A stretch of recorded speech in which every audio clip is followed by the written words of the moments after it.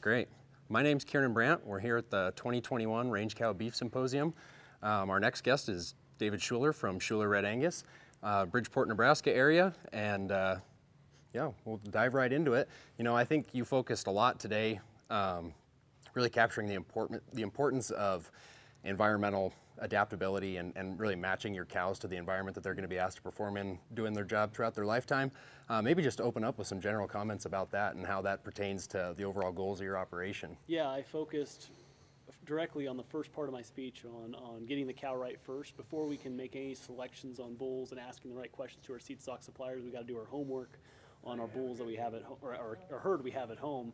And how do we have those cows, which is our factory that we produce a livelihood from, how are they working for us? And they're superheroes in their own right, but how can we make sure they're efficient by making sure they're at a mature cow weight that is acceptable that we like, making sure they're having the calf every year, making sure they have fertility rates we think are acceptable, and where are we going to put pressures on coability in the next couple of years? You know, what traits do we want to get away from our herd in the next couple of years, and 5 years from now, where are we going to see our herds go? So that was the first parts of my speech. Yeah. Sure. Yeah, and I think that's a great segue point. So, I mean, what traits are in the focus right now? Yeah. What's at the forefront of driving those decisions for you guys? Yeah, and I focused using the term desired outcomes to simplify it. You know, where do we want to be? And I looked into fertility percentage. We looked into number of pounds weaned per acre, number of cows weaned per calf crop. Not just number of calves and the pounds of those calves, but overall pounds. And how do we find value in bulls that will give us both calving ease and weaning weights? Do we have more live calves at weaning, so we can have more pounds to be paid for? It's not always about having the highest weaning rates, but having the most pounds at the time of our harvest of our calf crop. And once we focus on that, then we can look into other traits. But most importantly, we have to have fertility. And if there's no fertility, the rest of the things we decide upon are going to be futile. Yeah, I think time and time again we've seen research come out that puts fertility and reproduction at the very tip top of the list of importance that in terms of profitability year in and year out that really drive that on an operational standpoint. And you know, I think you guys in the seed stock operation, especially there in the Sandhills in Nebraska, that's quite the balancing act for you guys in terms of developing a cow that's perhaps a little bit more moderate in her mature size, but then still asking those bulls to go out and perform in an environment where the people that are employing those animals are being paid for pounds produced, you know, and so that's kind of a finite balance. Yes, so I talked a little bit about a growth curve, and Seed Stock Dream is perfecting that growth curve. So let's look at a high rate of gain through its lifetime as a calf all the way to its time on the rail, and seeing that as an efficient manner from birth to the rail. But we really need to focus on, as a herd, making sure that doesn't get away from us on the mature cow side of things. So when we get to 28, 35 months of age or 3 years of age, we're seeing that growth curve decrease to a drop-off where we're seeing mature cow weight size at 1,150 to 1,300 pounds at most. So we have those efficient cows that put their maintenance energy towards producing that next calf and not towards their own energy of living, especially in conditions such as drought, fires, blizzards. You know, we're asking that cow to do a lot, right, at those specific weights. But specifically on that growth curve, how do we make sure we have the best daily gain we can as efficiently as possible while letting that drop off considerably when they become a mature cow as an entire genetic herd of our animal?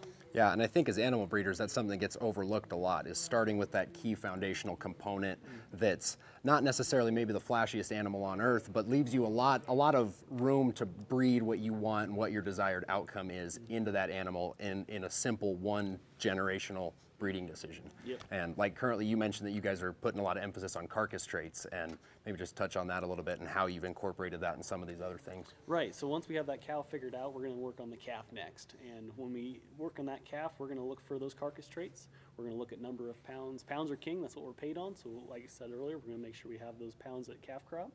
We look at the carcass traits of average daily gain, marbling, ribeye area, and then being paid for those traits, looking for marketing programs for those calves, find value in their efficiency that they're being born, where feedlots will come back to us for those traits again. And another thing we can look at is, yeah, I'll just end it there for now.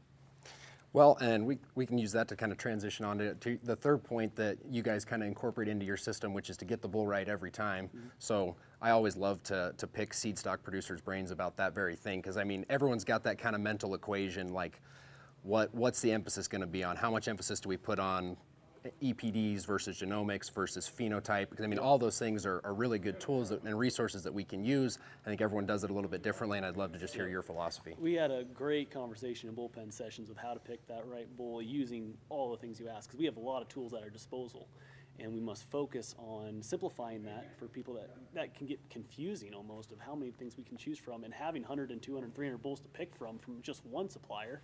How do we expect to be confident in that decision and not just be guessing that we know what's going on? And we need to take advantage of that moment we have in time to make this decision, because we can do it every year of deciding which bulls we use. And since we have a game plan put in place for our cattle, we have a game plan of how we're going to market our calves, we see the gaps in our EPDs we have in our herds, we should see those gaps as opportunity to make those changes happen. And when we can do that, we can look at accurate EPDs, we can look up how accurate those EPDs are on any association website. We then can look at genomics if we trust them of where we want our herds to go in marketing traits.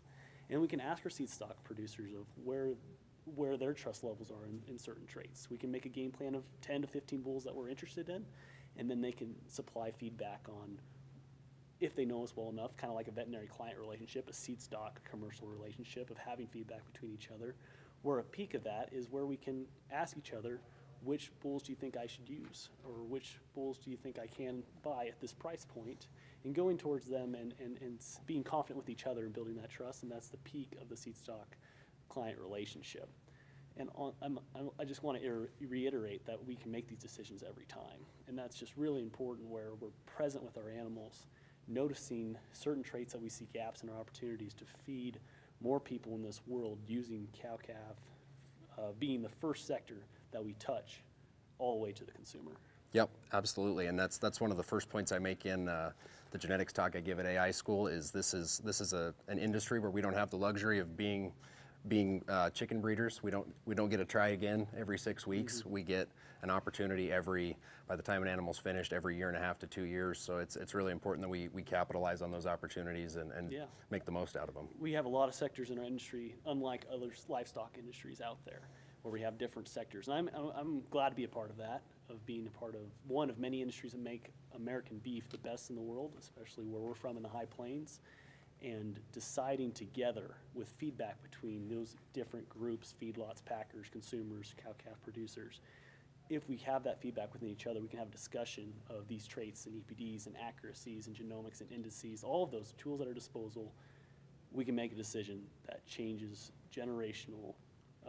We can make a decision that is generational, so our sons and daughters can have that same opportunity to raise cow-calf the same way we did or different. Yeah, whatever the industry requires, right? Yep, exactly. And I guess on that note, what's on the forefront in the future for Schuler Red Angus?